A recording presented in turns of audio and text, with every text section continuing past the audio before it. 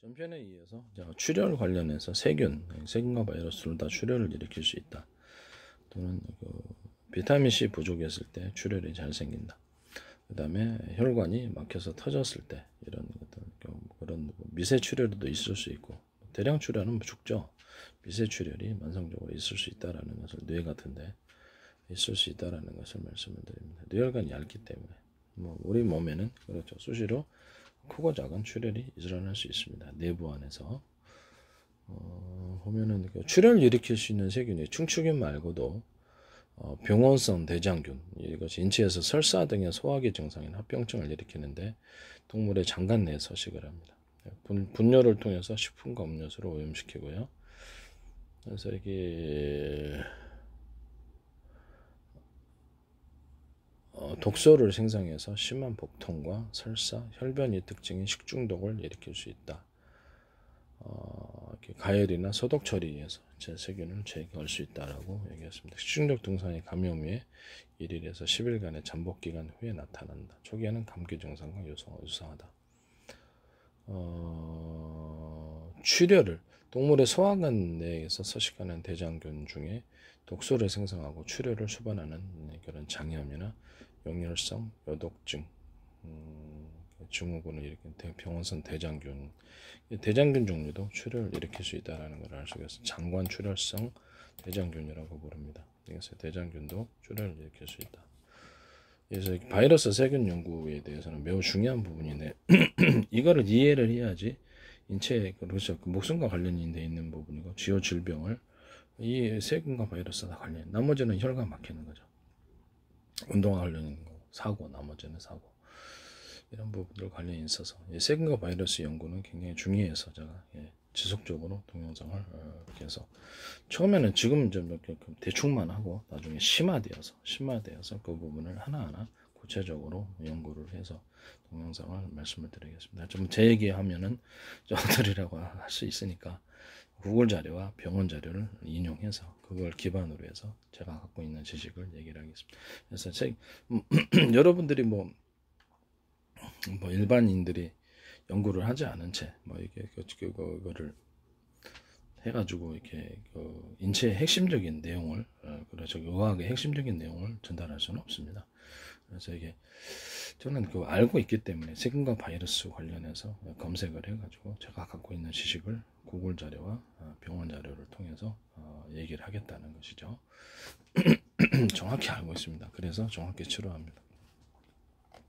장출혈성 대장균 이런 것들을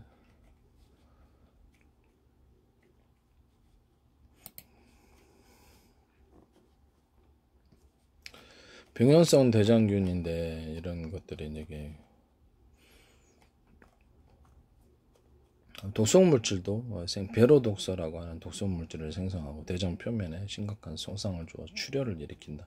장출혈성 대장균으로 불린다. 병원성 대장균 중에 가장 위험한 종류로 알려져 있다 라고 얘기했습니다.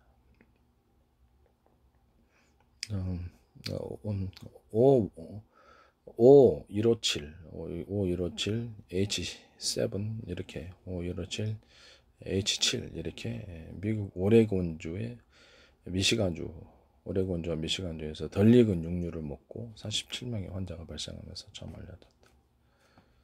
그래서 물을 통한 집단 식중독의 발생도 가능하다고 합니다. 손을 씻는 감염된 환자의 변으로부터 이렇게 전달될 수 있다. 그렇죠. 좀 평소에 손을 잘 씻거나 그 손을 우리가 나신동 모르게 입을 수시로 무시죠 되기 때문에 손을 자주 씻어야 될 것 같아요. 드라이기로 그냥 손을 비누로 씻고 드라이기로 가열하고 손톱 끝까지 해가지고 열을 통한 세포나 또 혹시 있을지 모르는 바이러스 또는 곰팡이균 열을 통해서 표면을 열을 계속 반복적으로 이렇게 2200W 뜨거운 드라이기로 해서 열을 통한 살균, 그것을 선택을 하고 있습니다. 비누로 씻고 손톱 끝까지 해가지고 손톱 짧게 까르고 드라이기로 가열해서 여기서 열을 세균을 손을 살균하는 방법을 사용하고 있습니다. 개인적으로 의견입니다.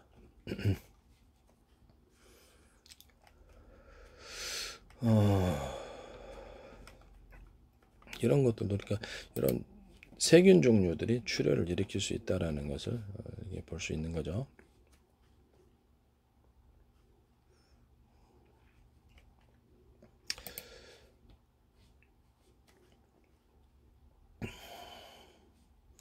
여기 비브리오 폐혈증을 일으키는 균도 이렇게 출혈을 일으키는데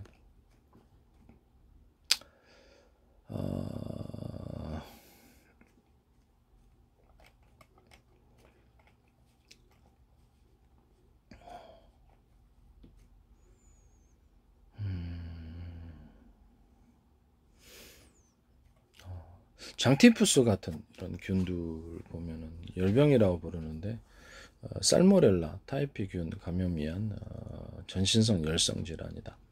여름철에 발생 빈도가 높고 균을 자신이 이상이 없으면 균을 계속 배출안 됩니다. 그래서 어떤 장미진, 비장의 종대, 비장이 이게 약간 그렇죠. 비장의 종대, 비장이 종대, 그 다음에 변비가 생긴답니다. 변비가 생기고 때로는 설사 변비. 그러니까 설사 변비가 바이러스성에서도 나온다고 얘기를 했었죠. 간에 이제 감염이 됐을 때. 그러면 간에 세균은 감염될 수 없을까요? 간에도 그렇죠. 간에도 세균이 감염될 수 있는 거죠. 혈액을 다루기 때문에. 그러면 그 부분에 있어서 세균이 간에 침범을 했을 때도 우리가 모를지라도 간은 침묵의 장기라 그러죠. 그렇죠. 뭐 간경화나 간암까지는 발전하지 않더라도 간염까지는 발전하지 않더라도 그렇죠. 이렇게 간 기능이 떨어질 수 없을까요? 바이러스나 세균이 있다라는 거죠.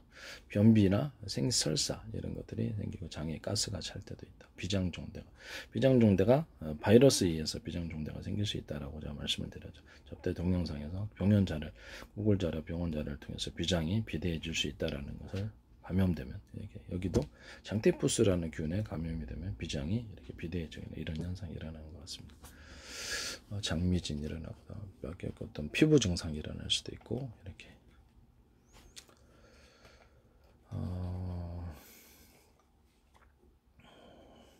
여기 그 파라티푸스라는 장티푸스 유사한 감염병인데 이것도 역시 지속적인 고열과 두통을 일으키거나 비장이 종돼요. 그러니까 혈액을 다루다 보니까 비장 부분에 있어서 이렇게 비대를 일으키는 이 현상이 바이러스 세균 둘 다 의해서 이루어지는 것입니다. 발진, 피부 증상이 일어난다거나 설사 이런 것들도 일어납니다.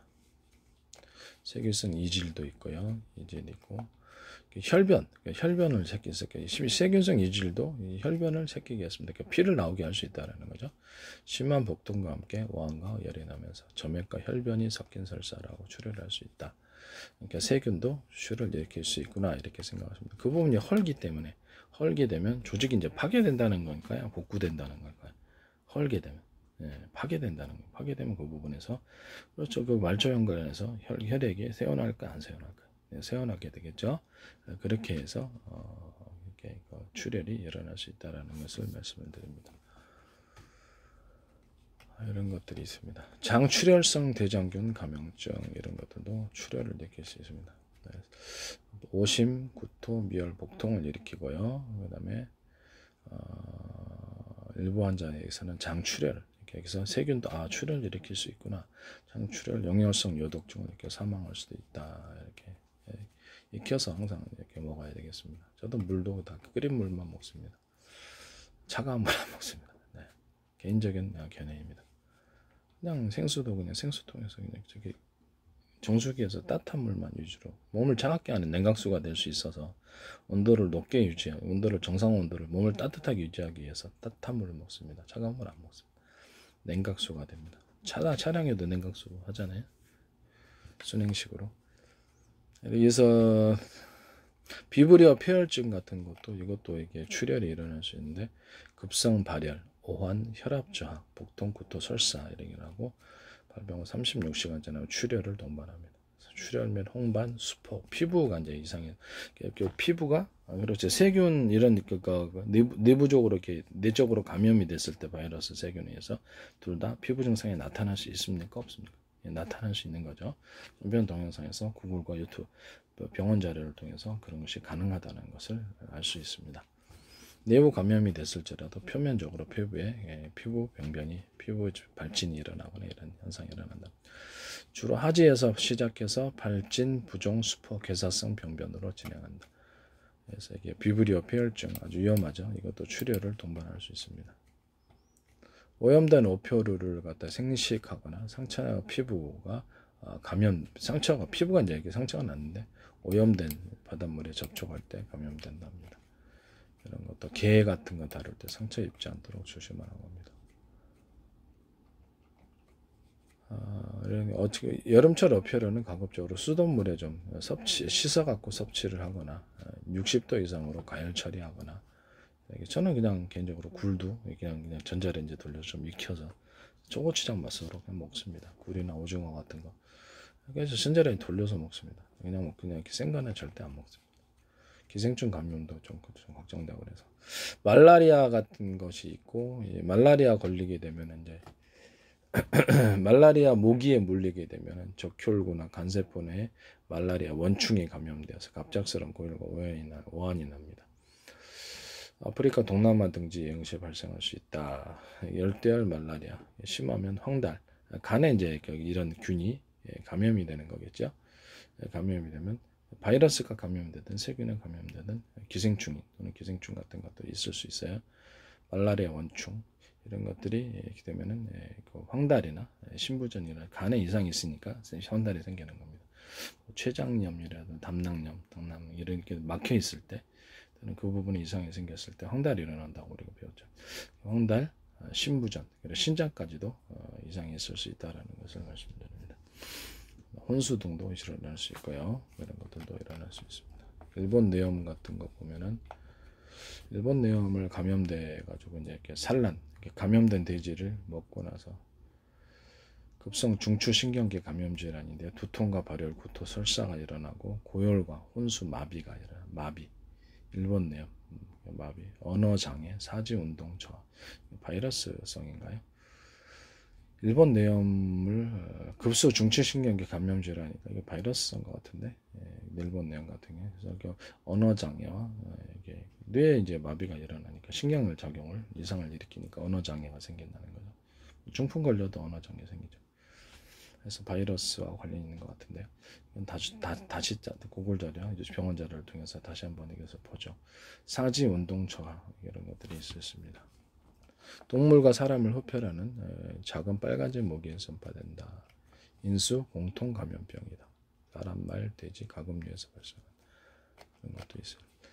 그 다음에 레지오넬라 병인데 이것도 보면 대형 건물, 병원, 호텔, 빌딩, 공장 등 이것도 굉장히 기침과 목이 아프고 폐렴 걸렸을 때 고열, 설사, 의식혼란, 가슴통증, 폐렴을 동반한다. 권태감, 근육통, 발열, 오한, 경미할 때 마른 계층 콧물이 나온다. 이게 이제 그거와 관련이 있는데 대형 건물에 있어서 에어컨과 관련이 있는 것으로 알고 있습니다. 대형 건물의 냉각탑, 에어컨, 샤워기, 중증호흡 치료기, 소독꼭지 이런 여러 가지 이런 오염된 물에 존재하던 균이 비말로 인체에 흡입되어서 전파된다고 합니다. 이런 것들이 있고 황열 바이러스에 의한 아프리카 지역이나 중남미 지역 황열 같은데 황열 바이러스 감염 급성 열성 질환이다라고 합니다. 이게 발열, 구통, 두통, 곤태감, 오시, 구토라고 신부전과 간부전이라고 황달과 그래서 바이러스나 세균 또는 기생충 감염이 일어났을 때 신부전과 간부전이 일어날 수 있고 황달이 일어날 수 있습니다. 이런 부분들을 말씀을 드립니다. 그렇게 되면 현저한 섬액을 동반한 고열이 나타나게 됩니다. 고열 이런 부분도 이게 바로 황열 바이러스와 고열의 관계가 있습니다. 댕기열 있고 댕기 바이러스에 의한 감염인데 급성 발열성 질환, 열대지방, 아열대지방에게 예양하신 분들 중증 쉬었고 이것도 출혈을 나타낼 수 있습니다. 출혈로 사면 유행성 출혈료도 있죠. 갑작스러운 고열, 두통, 근육통, 관절통, 백혈구 감소증. 백혈구나 적혈구가 혈색 감소하면 이거 바이러스라고 이렇게 생각하셔야 됩니다. 출혈까지 동반하면 바이러스 우선 의심하셔야 됩니다. 그래서 출혈이 나타나고 중증 쇼크와 출혈을 나타내고 유행성 출혈도 그렇고 댕기열도 이렇게 출혈을 나타내네요. 그래서 이런 부분들을 출혈이 일어나면 혈압이 높아질까요? 떨어지게 되면 저혈압으로 가서 몸에 힘알이 없고 쓰러지게. 저도 이제 짚히지 않게 영으로 이게 목 그렇죠. 이게 화장실에서 이게 쓰러진 이렇게 완전히 요식을 긁고 쓰러지는 않고 몸 힘이 없어 그대로 드러났었습니다. 이런 경험이 있습니다. 그래서 이게 저혈압으로 인해서 출혈이 일어나면 몸을 힘을 쓸 수 없구나. 에볼라열인데 에볼라 바이러스 감염인데 아프리카라든지 중북부 쪽에 이렇게 있고 갑작스러운 고열과 피로, 근육통, 두통, 인두통, 구토, 설사, 발진, 신간 기능 부정. 그래서 이렇게 바이러스 감염이나 그런 걸리게 되면 간 기능과 신기능이 좀 떨어진다는 것을 알 수 있어요. 황달도 나타나고 그런 것 같습니다. 그러니까 또 출혈이 이것도 나타나네. 에볼라 바이러스는 바이러스와 출혈 참 밀접하죠. 출혈하면 즉 1차적으로 바이러스 의심해야 됩니다. 바이러스나 아니면 거기 그렇죠. 뭐 출혈 이제 먹는 약, 아스피린 복용자라든지 와파린 복용자라는 먹는 약, 혈전을 용이하는 그런 약물을 먹고 있자는 이런 부분들을 생각해 줘야 되고 비타민 C가 부족한 건가, 아니면 그렇게 이런 부분들, 지혈인자가 부족한 건가, 이런 음식 중에서 지혈인자를 갖고 있는 음식을 덜 먹거나 좀 편식한 사람들에게서 이런 노로바이러스는 장관염인데 바이러스 질환인데 뭐 이런 것들이 있습니다.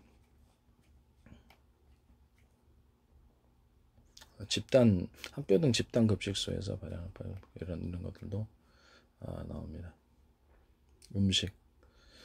음식을 통해서 황세포도상 구균 감염증, 이것들도 세균성 장관 감염증인데 심한 구역과 구토, 산통성 복통, 발한, 허탈, 쇠약감을 동반한 증세를 보입니다.